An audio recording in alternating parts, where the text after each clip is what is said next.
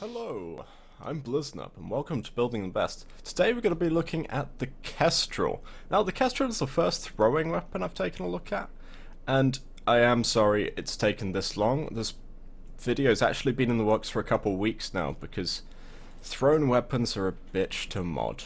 It's as simple as that. They have lots of different factors that aren't very well documented that affect them, and I had to figure that all out before I made a video for you. So let's dive right in. The first build I'm going to show you is what I will call a bounce build, which is using the rebound mod to get as many bounces of the glaive before it comes back as possible. This build has no additional flight speed above base, and it relies on the second kind of damage which thrown weapons put out, which is damage when the weapon actually impacts the target after thrown. Because of course, glaives can do damage, I should demonstrate very quickly on someone here, just by attacking them like any other melee weapon, and they have reasonable reach and relatively speaking low damage compared to most melee weapons. Now, as I say, second kind of damage is when you throw the weapon and it impacts a target, and after it impacts a target, it will try its best to reach another target.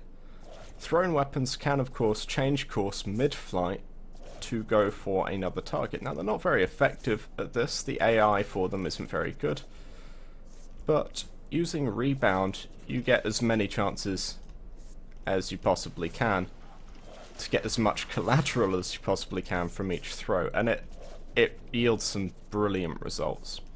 Now, as I say, there are multiple kinds of damage, and the third and final kind of damage a throwing weapon can put out is explosive, because if you have a punch through mod, the only one being power throw, on a thrown weapon, if you channel whilst the weapon is in flight, it will explode and immediately return to you, dealing massive damage, absolutely massive damage.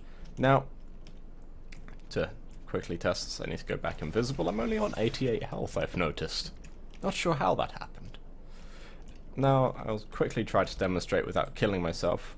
Unfortunately, thrown weapons will hurt you if you explode the weapon too close to you, but there we can see a fair example of the kind of damage you should expect. Now, the explosion damage is 2.6 times the base damage of the weapon, as in the damage when it actually impacts.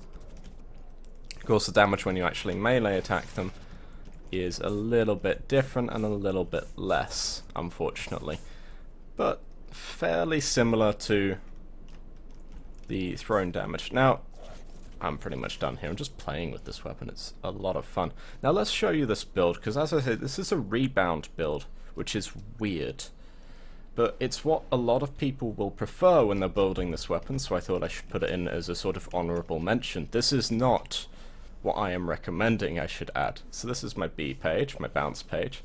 We have, of course, the two base damage mods, which apply to all three kinds of damage. We have primed heavy trauma here, which actually only applies to directly impacting the enemy when the Kestrel is in flight. And we have here 4 elemental mods, which apply to impact and also apply to the explosion, and of course over here we have rebound to get those 4 extra bounces. I believe putting the total number of bounces up at 7? 8? One of the two, depending on what this mod says. 8 bounces. Now, quick return is my other build sort of name, I guess. This is the flight speed build. That's what I'm going to go with here, because this build relies on whirlwind and entropy flight, which is an absolutely fantastic mod, I should quickly add, from Cephalon Suda. Now, the simple fact is that whilst if you keep the flight speed of a thrown weapon low, it can turn more effectively, because turn speed isn't affected by anything. So the weapon can turn more effectively and try to guide itself towards additional targets to get more collateral. If you add flight speed, it can't turn as effectively, but it will go a lot further, because the duration that the Kestrel is in the air remains the same and is only affected by quick return and rebound. which means that flight speed means your weapon literally goes a lot further. Not it goes faster. I mean, it does make the weapon go faster, but it makes it go further is what we're focusing on here.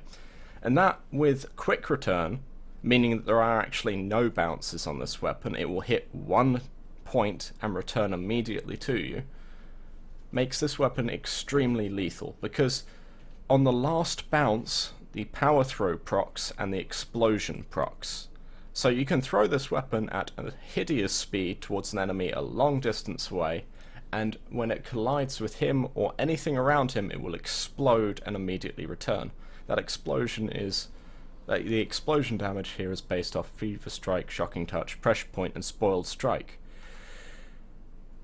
I think I'm through with everything. It took a lot of testing to actually figure out the raw stats on what damage is affected by, because as I say, the wiki isn't very accurate on this weapon. Oh, last thing to note before I demonstrate this, it doesn't matter if you go for Astral Twilight or Gleaming Talon. Both mods are ridiculously rare, just use whichever one you prefer. They have, in my opinion, very little in the way of differences. I prefer Astral Twilight myself ever so slightly because of the combos available. So we're going to go up against the same enemies here. And now the reason I've gone for a quick return build is because Kestrel always ragdolls. So if this weapon does not kill what it hits, it will ragdoll what it hits, and it will ragdoll at a very impressive distance. Kestrel has two things it does uniquely. That is to say, a finisher damage will... a finisher attack, I'm doing well here, I really am, will always give a slash proc. Always. Which means that, honestly, this weapon can be very effectively... wow, okay. Can be very effectively built as a stealth weapon. You know, using the throw to knock over enemies and then doing a finisher attack to get that slash proc on them, and you can get some absolutely insane numbers with that slash proc. But here we can see why I prefer the build like this. It goes out, it comes back. You can throw the weapon a lot faster this way, just because it comes back so much quicker, meaning you get to throw it again, meaning you get more explosions, even though you actually are getting less in the way of impacts from the weapon. And the only problem with thrown weapons, and this is something unfortunately I can't actually change with my build, is that there is still a bug that they do not come back sometimes. If that happens, I simply recommend you just wait for it. As far as I'm aware, there's no trick to getting it back quicker. Last thing to note is, of course, even with the quick return build, you can kill yourself with the explosion damage. So be careful with this. Treat it like an ogress, I figure. That's pretty much all I have to say. This weapon is brilliant, and I love it. And it looks amazing.